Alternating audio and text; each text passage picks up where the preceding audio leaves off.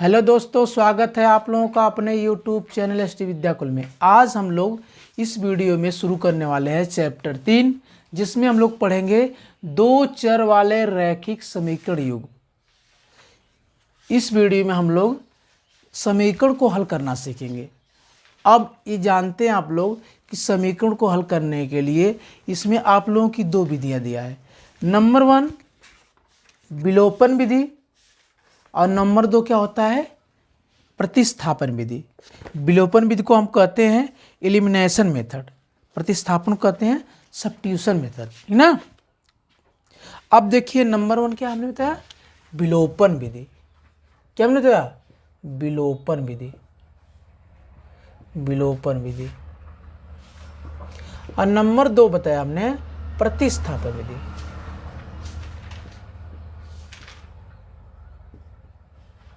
ठीक ना, प्रतिस्थापन विधि। अब ध्यान समझिए।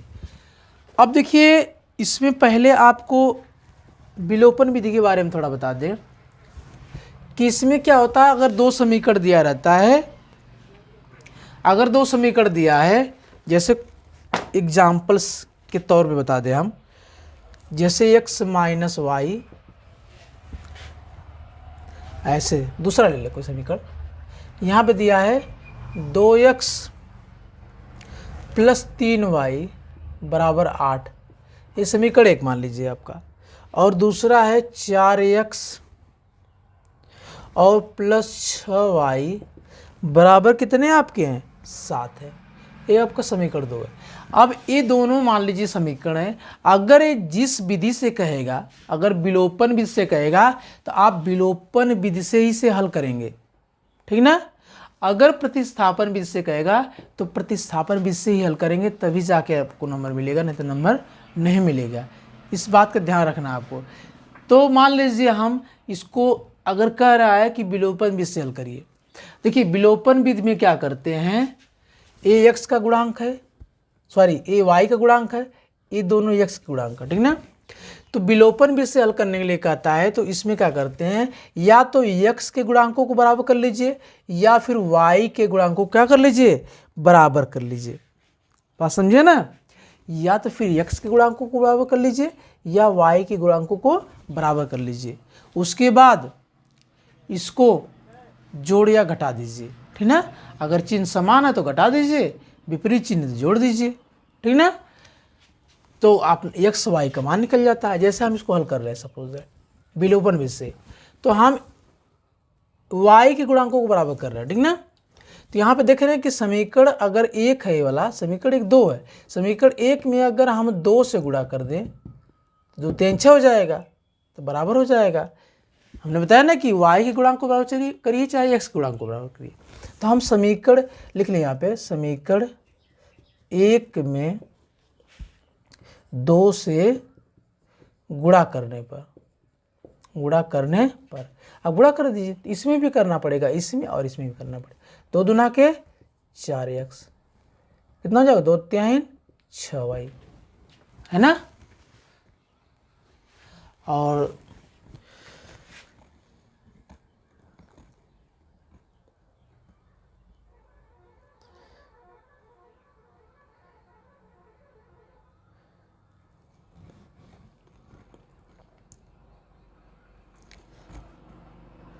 है ना। अब देखिए, अब यहाँ पे इतना हो गया ना, 6y बराबर कितना हो जाएगा, 2 8 16। ये आपका समीकरण 3 है, ठीक ना। अब ये आपका समीकरण एक में 2 से गुणा कर दिया। अब उसके बाद कितने हैं, ये 4x प्लस 6y और कितना है, 7 है। यहाँ पर कितना है, ये समीकरण 2 है, इसमें कोई बदलाव नहीं किया गया। अब देखिए इस क्वेश्चन बोल दिया इसमें एग्जाम्पल से, विलोपन विधि का प्रयोग करके निम्न रैखिक समीकरण युग्म के सभी संभव हल ज्ञात कीजिए। अब बताइए, एक बात बताइए, यहाँ पे दोनों देखिए, अगर घटाएंगे हम माइनस से हो जाएगा, यहाँ प्लस है तो माइनस, यहाँ प्लस है तो माइनस, यहाँ प्लस है तो माइनस, चिन्ह बदल जाता है ना। इससे कोई मतलब नहीं है, तो आपस में सभी कट जाएंगे। तो यहाँ हल करना या मान निकालना क्या है, असंभव है। क्या है, असंभव है। यानी लिखेंगे समीकरण को हल नहीं कर सकते, समीकरण को हल नहीं कर सकते, ठीक ना, ऐसे। यानी आपको हमने एक मेथड बता दिया कैसे हल करना है, कैसे सॉल्यूशन करते हैं, विलोपन विधि से करता है। लेकिन यहाँ पे हल नहीं हो पाया क्योंकि आपस में सभी कट जा रहे हैं। यहाँ पे कोई एक ठो बचना चाहिए, चाहे इसके गुणा यानी एक्स वाला रूल बचना चाहिए चाहे वाई का, तभी तो जाके एक्स वाई का मान निकलेगा। लेकिन दोनों कट जा रहे हैं, इसका मतलब ये हल नहीं हो पाएगा। लेकिन आपको एक मेथड बता दिया हमने कि कैसे हल करते हैं, ठीक ना। अब देखिए अगला हम बता रहे हैं, एग्जाम्पल्स और बता दे रहे हैं, क्योंकि रैखिक चल रहा है तो सॉरी क्या विलोपन चला तो विलोपन के बारे में बता दें आपको, ठीक ना, ठीक ना। देखिए यहाँ पे लिखा है, यहाँ पे देखिए x प्लस वाई बराबर, देखिए लिखा है निम्न समीकरण के युग्म को विलोपन विधि से हल कीजिए।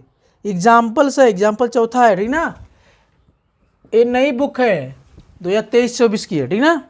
ये समीकरण एक है और कितना है 2x प्लस 2x माइनस है भैया माइनस 3y बराबर कितना है आपका 4 है।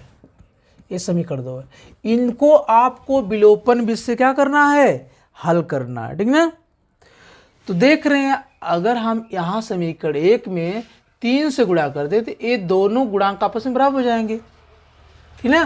तो लिखेंगे समीकरण 1 में, ये विलोपन विधि से हल कर रहे हैं, समीकरण 1 में 3 से गुणा करने पर गुणा कर दीजिए 3x प्लस 3y बराबर कितना 3 5 6 15। ये समीकरण आपका 3 हो गया। इसमें कोई बदलाव नहीं किया गया समीकरण 2 में, समीकरण 2 को ज्यों करते लिख दीजिए, ठीक ना। ये आपस में कट जाएगा, देखिए कट जाएगा। ये आपको 3 2 5 जोड़ देंगे 5x बराबर कितना हो जाएगा 15 4 19 हो जाएगा। तो एक सौ कितना हो जाएगा 19/5 हो जाएगा, ठीक ना। अब एक x का मान निकल गया। अब यह मान किसी भी समीकरण में रख लीजिए तो y का मान निकल जाएगा। लिखिए समीकरण 1 में x प्लस समीकरण 1 में ऐसे लिखिए, समीकरण 1 में x बराबर 19/5 रखने पर रख दीजिए x प्लस वाई बराबर 5 कितना आ जाएगा 19/5 प्लस वाई बराबर 5, ठीक ना। अब यहाँ पे y को छोड़ दीजिए, इसको उधर भेजिए 5 माइनस 19/5, 5 5 25 माइनस 19/5 यानी y का मान कितना आ जाएगा 25 में से 19 जाएगा आपका 6 आ जाएगा, है ना। 6 बटा कितना आ जाएगा 5 आ जाएगा आपका, 6/5 आ जाएगा। तो इस तरह से आप क्या निकालेंगे, इस तरह से आप x और y का मान निकालेंगे। यही रूल्स जो है आपका विलोपन है, एलिमिनेशन विधि कहते हैं, ठीक ना, ये रूल्स है।